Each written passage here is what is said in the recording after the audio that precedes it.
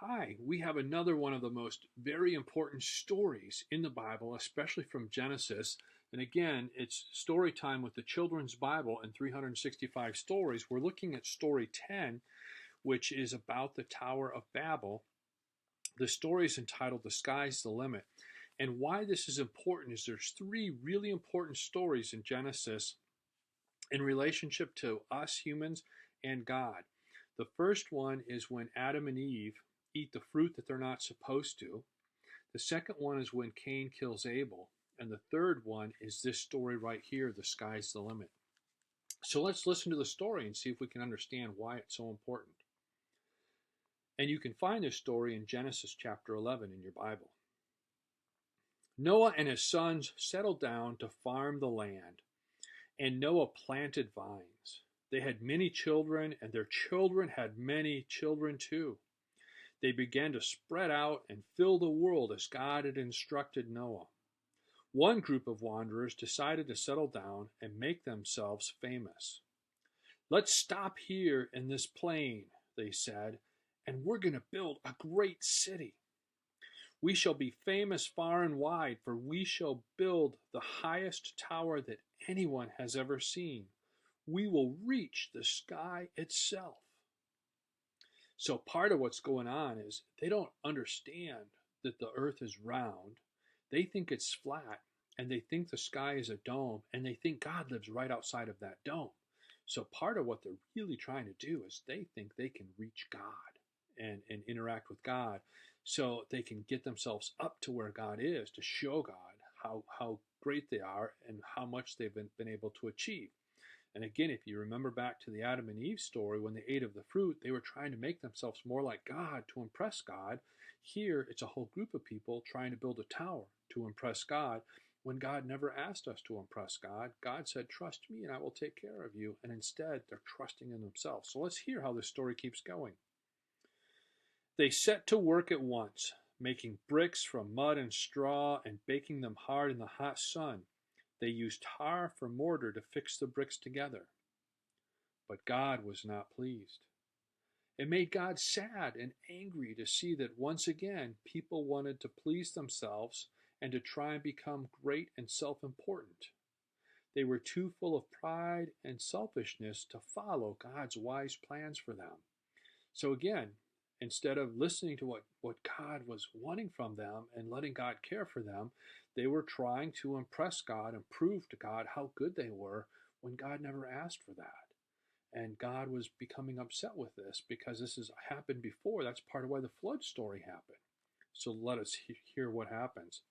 God knew that there would be no end to the schemes these people would make to go their own foolish way. So they would become as bad as the people who had lived before the flood. So God decided to scatter them in all directions before they grew even more boastful and ambitious. That means filled with pride, thinking they're just super best and trying to do things that they shouldn't. It's okay to be ambitious in the sense that we're trying to do things really well for others, but it's a different thing when we're doing them for ourselves to make ourselves feel more important than others, or that we're doing things to make ourselves look like we're better than God is, or to do stuff in place of God. So let us continue. They could not understand one another anymore, for their languages were different. So what God did is everybody was speaking the same language. God saw that this was part of the problem. And so now God took and confused their languages and gave them a whole bunch of different languages. And as a result, they couldn't understand each other. Let's continue. This was part of God's plan to stop them from plotting together to bring evil and disaster on the world, as humankind had done in the days of Noah. The proud Tower of Babel stood unfinished forever, soon to be nothing but a heap of tumbling bricks. So God's response to the people trying to show God how good and powerful they were was to change their languages and give them all kinds of different languages, so they had to work so much harder to communicate and to understand each other. So again, this goes along with the other two key stories. So Adam and Eve don't listen to God and try and make themselves look better before God to impress God in ways God didn't ask to be impressed. Cain has his sacrifice to God rejected, so he goes and kills Abel to try and prove how powerful and good he was when God never asked for him to murder, never asked him to do that. And now a group of people try and build a tower to get to God, to show God how good they believe they really were and how powerful they believe they really were. And in Adam and Eve, they lost living in the garden and have to work really hard for their food.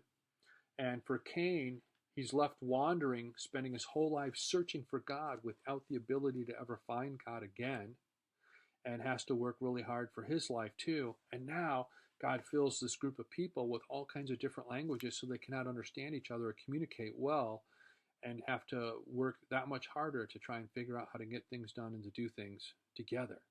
An interesting way for God to deal with us when we don't want to trust God and let God take care of us.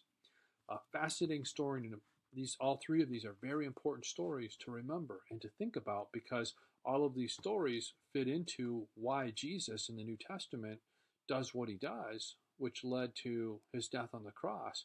He was being completely faithful to God in a world that didn't really want to be faithful to God.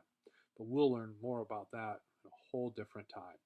Have a blessed day and be safe.